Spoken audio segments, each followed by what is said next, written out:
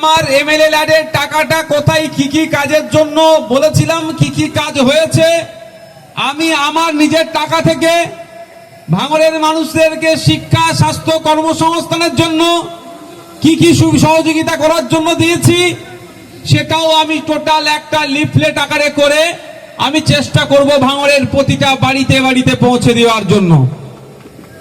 সেটাতে সামর্থ্য হয়ে না উঠলেও পাড়ার ধারে বা বুথে বুথে যে ধরনের ব্যানার হয় ওই ধরনের বড় ব্যানার করে আমি লাগিয়ে দেব, দুধকে দুধ, পানিকে পানি করে দেব। কিন্তু এতটুকুই শুধু একজন যারা বলছেন আমাকে আর পেরে উঠতে পারছে না, কি আমার নামে বলবে, এইটাই তাদের শেষ অস্ত্র। এ নিয়ে আমি চিন্তিতও নয়, ভেঙেও আমি পড়ি না, কারণ আমি জানি আমি কতটুকু পারফরমেন্স করছি বা কতটা করতে পারছি না। আমি দায়িত্ব নিয়ে বলছি, যে আমার নামে সব থেকে বেশি আক্রমণ করে তাকে জিজ্ঞাসা করবেন বা তাকে একবার বলবেন যে পশ্চিমবাংলার বিধানসভাতে নওশাদ সিদ্দিকী যখন সাপ্লিমেন্টারি কোশ্চেন গুলো করে আপনাদের দলের মিনিস্টাররা কত উত্তর দেয় আর কত বলে পরে বলবো, এটা জিজ্ঞাসা করে নেবেন। আমি সেই প্রসঙ্গে যাচ্ছি না। আমি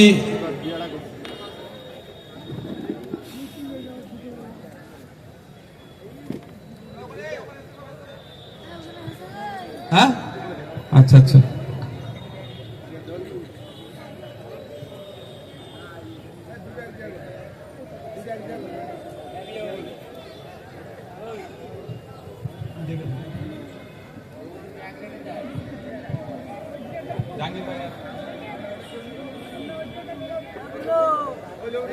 ভালো না, কার্পেট বিছাই দিচ্ছি না।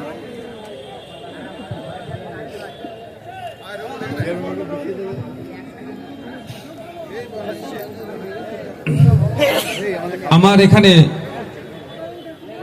তোমার ভোগালী 2 নম্বর না 1 নম্বর, ভোগালী 1 নম্বর অঞ্চল থেকে আমাদেরই পার্টির একজন দায়িত্বশীল দুটো জিনিস আজকে আমাকে উপহার দিচ্ছে। আমাকে উপহার না, আমাদের রক্তদান শিবিরে একটা বাচ্চার হাত দিয়ে ওই একই স্লোগানে একটা লিফাফা দিয়েছে, একটা খাম দিয়েছে। খামের মধ্যে লেখা আছে এখানে রক্তপাত প্রাণহানি নয়, রক্তদানই হোক ভাঙড়ের পরিচয়। কিছু আর্থিক সহযোগিতা দিয়েছে। আমাদের একাজুল কোথায়? একাজুলকে এটা পৌঁছে দাও। আর একটা সত্যি গুরুত্বপূর্ণ বিষয়, একটি গাছ একটি প্রাণ, একটা সামাজিক বার্তা দেওয়ার জন্য আমাকে এই শিশুটি তুলে দিচ্ছে তার পরিবারের পক্ষ থেকে। ধন্যবাদ। ঠিক আছে, ঠিক আছে, ধন্যবাদ। আমি এবার মঞ্চে ডেকে নেব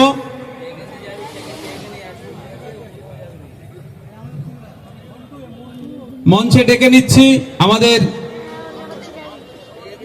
বিভিন্ন অঞ্চল নেতৃত্ব যারা আছেন।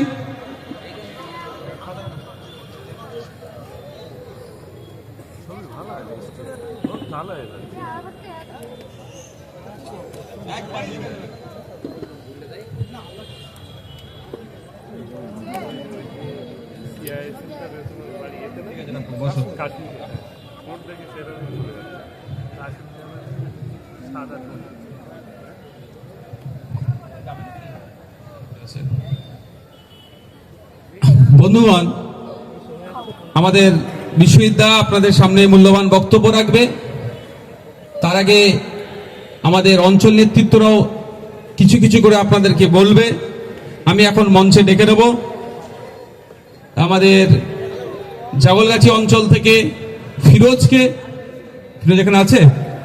ভাঙড়ের বিধানসভার এই সোনপুরে এখন দেখুন সকাল প্রায় 9টা হয়েছে। আজকে আমাদের সকাল কিন্তু সবাই 9টার পরে যেন সকাল হয়েছে। আমি তো দীর্ঘক্ষণ রেস্ট নিয়েছি, বাইরে এত কুয়াশা ছিল।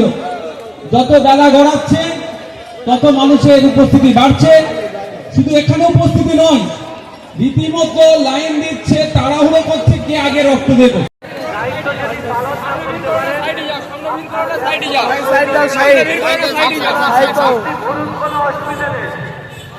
আপনি যখন দায়িত্ব দিয়েছেন আপনার কাছে আমরা বুঝে নেব। এই জন্য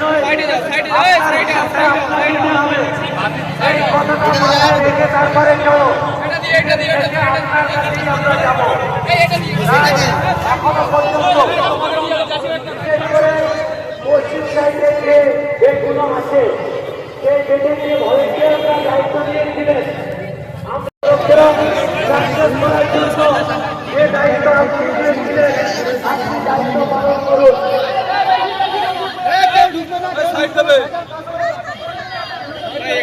এবং আমি সাথে বারবার একটি ঘটনা রাখছি, ডোনার ছাড়া ক্যাম্পের মধ্যে অন্য ব্যক্তি ঢুকবেন না, কেউ ঢুকবেন না ডোনার ছাড়া। আমরা ধরে পাচ্ছি যতক্ষণ মানুষ তাহলে আরো সামনে ক্যাম্পে যাচ্ছে হবে। তাই আমাদের চেষ্টা করাতে বারবার বলছি, আপনি আপনার দিতে পারে সেদিকে লক্ষ্য রাখুন। অসংখ্য অসংখ্য ধন্যবাদ জানাই।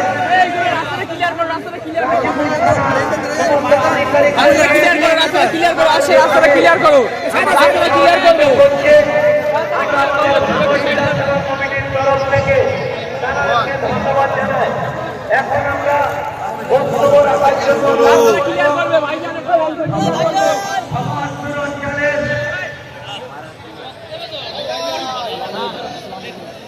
জয়েন্ট সেক্রেটারি মুফতি আলামী মহাশয়কে বক্তব্য রাখার জন্য অনুরোধ করব।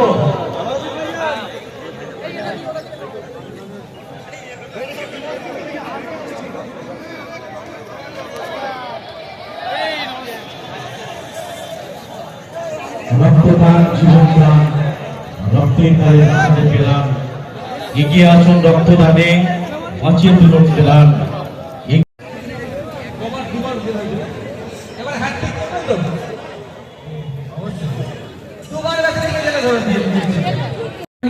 আমার তো ইচ্ছা করছে আমার মোবাইল দিয়ে একটা ভিডিও করি, তারপরে দেখলাম ড্রোন ক্যামেরা দিয়ে ভিডিওটা হচ্ছে। ভাই আমাকে একটা ভিডিও দেবে, আমি নিজে পোস্ট করবো। সত্যি দেখুন একটা মেলা না, একটা উৎসব না? মানুষ দেখুন কিভাবে ফেস্টিভ মুডে আছে, রক্ত দিতে হবে, অন্যের প্রাণ বাঁচতে পারে রক্ত দিয়ে, এটাই ভাঙড়ের পরিচয় হয়েছে। আর হয়েছে ভাঙড়ের পূর্বে কোনো জায়গায় রক্তদান শিবির ছাড়া অন্য কোনো কিছু লেখা হতো না। ভাঙড়ই প্রথম দেখালো রক্তদান উৎসব। 2022-এ 2720 জন রক্ত দিলেন আপনারা, রক্তদান উৎসব আপনারা দেখালেন। পশ্চিমবাংলার বিভিন্ন প্রান্তে কিন্তু এখন রক্তদান উৎসব চলছে। গত বছরে আমরা কি করলাম? ভাঙড়ের 10টা জায়গাতে আমরা 10টা ক্যাম্প করলাম। সেখান থেকে কাজ হচ্ছে রক্ত সংগ্রহ করা আর জীবন দান করা। তাই আমরা এইখানে এসে রক্তদান শিবির করছি। আর আমি এসে খবর নিলাম গতবার যা সংখ্যা হয়েছিল এবার তা থেকেও ছাড়িয়ে গেছে, ফলে নিজেরাই নিজেদের রেকর্ড ভাঙছে। এখনো অনেক রেকর্ড ভাঙতে বাকি আছে। কয়েকদিন আগে এক সাংবাদিক আমাকে জিজ্ঞেস করলেন মালদায় নাকি দুটো তৃণমূল গোষ্ঠীর মধ্যে লড়াই হয়ে একটা খুন হয়েছে, আর মাননীয় মুখ্যমন্ত্রী, নাম করছি না কারণ মুখটা অশুদ্ধ হয়ে যায়, তিনি নাকি বলেছেন যে পুলিশ ব্যর্থ হয়েছে। তাহলে শিক্ষামন্ত্রী ব্যর্থ হলে জেলে যান, আর পুলিশ মন্ত্রী ব্যর্থ হলে শুধু প্রেসকে বিবৃতি দেন। পার্থক্য এখানে রয়ে গেছে। আর আমরা বলেছি উত্তরে যে যাদের ঠিক করবেন তো, যে অবশ্যই দুবার বেচারিকে জেলে ধরে দিয়ে নিয়েছিল, দুবার জেলে পাঠিয়েছে, মুরব্বীকে কিন্তু বেকাতে পারেনি। অত সহজ নয়। সত্যি বলছি, আমি লড়াই করার সাহস না এই সময়।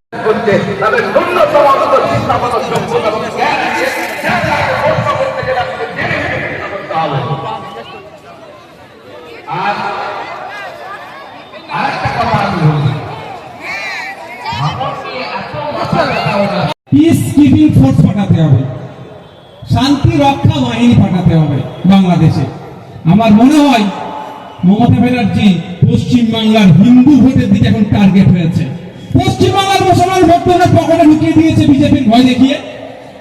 কারণ হচ্ছে শুভেন্দু অধিকারী রাত দিন পশ্চিম বাংলার মুসলমানদেরকে টার্গেট করে করে গালি দিচ্ছে। মমতা ব্যানার্জির পুলিশ তাদের বিরুদ্ধে ব্যবস্থা নিচ্ছে না, কারণ মমতা ব্যানার্জি খুশি হচ্ছে যে যত মুসলমানকে ভয় দেখাবে শাসকের পকেটে তত ঢুকবে। এবার দরকার এখন হিন্দু ভোট, সেই জন্য পিস কিপিং ফোর্স পাঠাতে বলছে। পিস কিপিং ফোর্স বা শান্তিরক্ষা বাহিনী কোথায় কোথায় পাঠাতে হয়, কেন পাঠাতে হয় উনি ভালো করে জানেন, তারপরেও বলছে। আমি ওই বিতর্কে না গিয়ে যদি ফিরে আসি, মণিপুরে 2.5 বছর 3 বছর হতে চললো জাতি দাঙ্গা হচ্ছে। আমাদের ভারতবর্ষের মধ্যে আমাদের একটা অঙ্গরাজ্যে প্রায় 400 জনের অধিক মারা গিয়েছে। হাজার হাজার মানুষ বাড়ি ছাড়া, ধর্মস্থান আক্রান্ত হচ্ছে। মহিলাদের সাথে ধর্ষণ করে তাকে রাস্তায় নোংরা উলঙ্গ করে ঘোরাচ্ছে। ওখানে কি ফোর্স পাঠাতে হবে মমতা ব্যানার্জি একবারের জন্য বললেন না। উত্তরপ্রদেশের সাম্বারে মসজিদের নিচে নাকি মন্দির আছে, সার্ভে করার নাম করে 1991 সালে ওয়ার্শিপ অ্যাক্টকে লঙ্ঘিত করে ওখানকার যিনি বিচারপতি আছেন শশাঙ্ক কোটের সংবিধানকে লঙ্ঘন করে মানুষের সাথে বিভেদ লাগে হয়তো, সেই দলে যে পিটিশন করেছে সেই পিটিশনকে মান্যতা দিয়ে সার্ভের নাম করে ওখানকার মুসলমানদের 6 জনকে খুন করা হলো।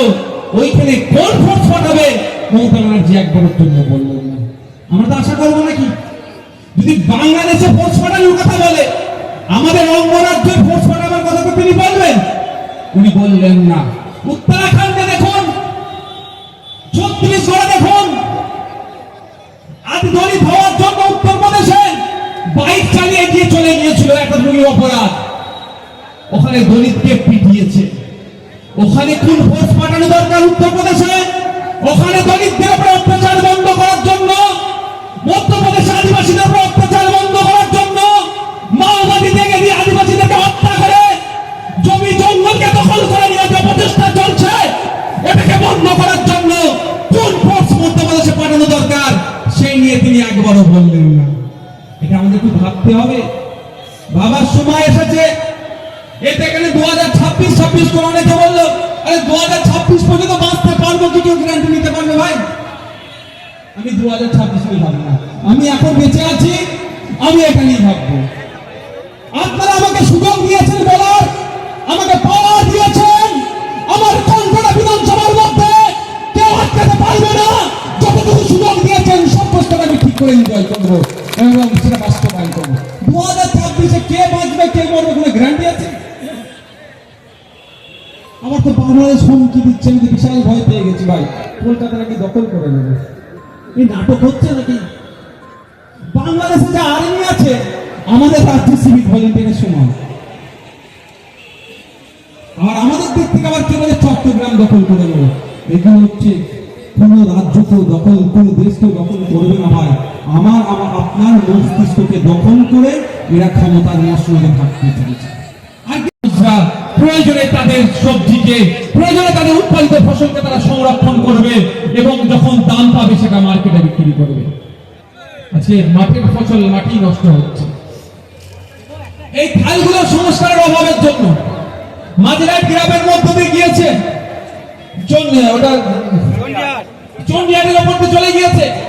সংস্কারের অভাবের জন্য ওখানকার যথার সময় তারা চাষ করতে পারে না, অল্প বৃষ্টিতে মাঠে জল পানি জমে যায়, ফসল নষ্ট হচ্ছে। যখন ফসল তুলে বাজারে বিক্রি করার সময় তখন মাঠে পানি জমে থাকে। ওই খাল সংস্কার সহ যে কটা খাল আছে সংস্কারের কথা বলেছে, প্রচুর কথা বলেছে। দুর্ভাগ্যের বিষয়, আমাকে এখন বলতে হতো না যদি বিধানসভা টিভিটা থাকতো। এই আপনাদের আবারও বলছি, আপনারা জনগণ, আপনাদেরকে চিৎকার করতে হবে যে আমাদের ভোটে নির্বাচিত জনপ্রতিনিধি বিধানসভার মধ্যে গিয়ে চুপচাপ বসে আছে না আমাদের হয়ে গলা ফাটাচ্ছে, আমাদের অভাব অভিযোগের কথা সেখানে তুলে ধরছে। আমরাও সেটা দেখতে চাই, আমাদের দেখার ব্যবস্থা করতে হবে। যদি পার্লামেন্ট টিভি থাকতে পারে, লোকসভা টিভি থাকতে পারে, রাজ্যসভা টিভি থাকতে পারে, বিভিন্ন বিধানসভা যদি টিভি থাকতে পারে, লাইভ দেখার জন্য পশ্চিমবাংলার বিধানসভার টিভি কেন পুনরায় চালু হবে না? এটা দাবি করবেন তো আপনারা? আপনাকে জানতে হবে বাকি 293 জন কি করছে ওর মধ্যে? মুসলিম সিম্পাথি নিচ্ছ, আদিবাসী সিম্পাথি নিচ্ছ, দলিত কোটাতে এসসি কোটায় নির্বাচিত হয়ে যাচ্ছ, দলিত আদিবাসীদের জন্য কোনো কথা বলছো না, ফেক এসটি এসসি সার্টিফিকেট নিয়ে কথা নয়। মুসলমান সিম্পাথি নিচ্ছ, মুসলিম ভোটের দরকার, মুসলমানদেরকে জঙ্গি দেখা দিচ্ছে, মাদ্রাসায় নাকি জঙ্গি চাষ হচ্ছে, কোরআন শরীফকে দেখিয়ে, আম্মা পাড়াগুলোকে দেখিয়ে, কিতাবগুলোকে দেখিয়ে যখন দেখে দেওয়ার চেষ্টা হচ্ছে যে এইগুলো নাকি জঙ্গি কার্যকলাপ করে, শাসক দলের যে সমস্ত মুসলিম সমাজের এমপি এমএলএ আছে তাদের মুখে কথা নেই, কেন আওয়াজ আমাদেরকে তুলতে হবে, তারা তো আওয়াজ তুলবে। নওশাদ সিদ্দিকী সব বলবে, আরে আমি তো বলার চল নিয়ে এসেছি, মুসলমানকে জঙ্গি দেওয়া অন্যায় ভাবে জঙ্গি বলে যেমন তার বিরোধিতা করবো, কোন আদিবাসী ভাইকে অন্যায় ভাবে মাওবাদী বলে তারও বিরোধিতা করবো। আর তুমি তো মুসলমানদের ঠেকা নিয়ে বসে আছো ভাই, তুমি তো বলছো মুসলমানরা বিপদে আছো, আমাকে ভোট দাও, নাহলে তুমি উদ্ধার হবে না, তুমি কেন চুপ আছো? আজকে অবাক লাগছে, অবাক লাগছে। অনেকে আমরা বাংলাদেশের শুনে কথা বলছি, অবশ্যই আমাদের প্রতিবেশী রাষ্ট্র, সেখানে শান্তি ফিরুক, সেখানকার সংখ্যালঘু হিন্দুদের উপরে যদি যে অত্যাচার হচ্ছে সেটা বন্ধ হোক, আওয়াজ তুলছি, যেই মুখে আওয়াজ তুলছি, যেই মুখে আমরা বলছি কৃষ্ণ চিন্ময় কৃষ্ণ দাসের মুক্তি চাই, সেই মুক্তা যখন সার্জিল ইমাম রেজাভী ওমর খালিদের জন্য কেন হচ্ছে না? সেই মুক্তি কেন আরো যারা 4 বছর 5 বছর 8 বছর 10 বছর জেলে বসে আছে বসছে তাদের জন্য কেন হচ্ছে না? এই বিচারিতা বন্ধ হোক। গতকালকে আমি গিয়েছিলাম বঙ্গ সংস্কৃতি অনুষ্ঠান কল্যাণীতে, সেখানে গিয়ে এই মর্মে আলোচনা হচ্ছিল, সেখানেও আমি বলে এসেছি যে আমরা প্যালেস্টাইন ইসরায়েলের লড়াই হচ্ছে, যেভাবে ইসরায়েল প্যালেস্টাইনকে দখল করার চেষ্টা করছে, আমরা প্যালেস্টাইনের পক্ষ থেকে এবং ইসরায়েলের বিরোধিতা করি। ইউক্রেন রাশিয়া যে লড়াই চলছে, রাশিয়া যেভাবে ইউক্রেনের উপরে বোমাবাজি করছে, আমরা ইউক্রেনের পাশে থেকে রাশিয়ার বিরোধিতা করি। যেভাবে বাংলাদেশের সংখ্যালঘুদের অত্যাচার হচ্ছে, আমরা বাংলাদেশের সংখ্যালঘুদের পাশে থেকে ওখানকার সংখ্যালঘুরা যারা অত্যাচার করছে তাদের বিরোধিতা করি। ঠিক যেভাবে উত্তরপ্রদেশে সংখ্যালঘু মুসলমানদের অত্যাচার হচ্ছে, উত্তরপ্রদেশের সংখ্যালঘু মুসলমানদের পাশে থেকে ওখানকার সরকার যে বর্বরোচিত আক্রমণ করছে তার বিরোধিতা আমরা করি। সারা পৃথিবীতে যেখানেই মানুষ অত্যাচারের শিকার হচ্ছে, যারা অত্যাচারের শিকার হচ্ছে তাদের পাশে থাকবো, যারা অত্যাচার করছে তাদের বিরোধিতা করব। কিন্তু দুর্ভাগ্যের বিষয় আজকের দিনেও প্রতিবাদটা একটা সিলেক্টিভ হয়ে যাচ্ছে, আজকের দিনেও প্রোটেস্ট একটা সিলেক্টিভ হয়ে যাচ্ছে। এটা বন্ধ হওয়া দরকার। আমরা চিৎকার করছি, আমরা অনেক কথা বলছি, কিন্তু আমার রাজ্যে যেটা ঘটে যাচ্ছে, আমার দেশে যেটা ঘটে যাচ্ছে, আমরা কথা বলছি না। মমতা ব্যানার্জি তো শুভেন্দু অধিকারী থেকে এক কদম এগিয়ে গিয়েছে বাংলাদেশ বিষয়ে। শুভেন্দু অধিকারী ভালো করে জানে ও বড়াই ওপার যাওয়া যাবে না, আর ওপার থেকে নাকি আগরতলাতে দখল করতে না কি করতে এসেছিল, তারাও জানে ওপার থেকে ইন্ডিয়ার মধ্যে 1 ইঞ্চি ঢুকা যাবে না, ভালো করে জানে। কিন্তু মানুষকে উত্তপ্ত করতে হবে, ভোট নিতে হবে। অনেক লম্ব করলো, সবজি বন্ধ করে দেবে, হ্যান করে দেবে, ত্যান করে দেবে বললো। আরে ভাই, সবজি কারা উৎপাদন করে ভাই? বড় লোক না আমাদের গরিব কৃষকরা? যারা উৎপাদন করে তাদের মাসিক গড় হয় 7,000 টাকার নিচে, বিলো 7,000, তাদেরটা অফ করে দেবে বলছি, যেতে দেবে না। আর আদানি যে কারেন্ট পাঠাচ্ছে, বিদ্যুৎ পাঠাচ্ছে, সেটা কিন্তু বললো না, একবার বন্ধ করে বাংলাদেশ অন্ধকার করে দেবে। সেই গরিব মানুষের উপরে ছুটি চলছে, সেই গরিব মানুষের আবার দমন হচ্ছে। দেখ, যেটা করেছে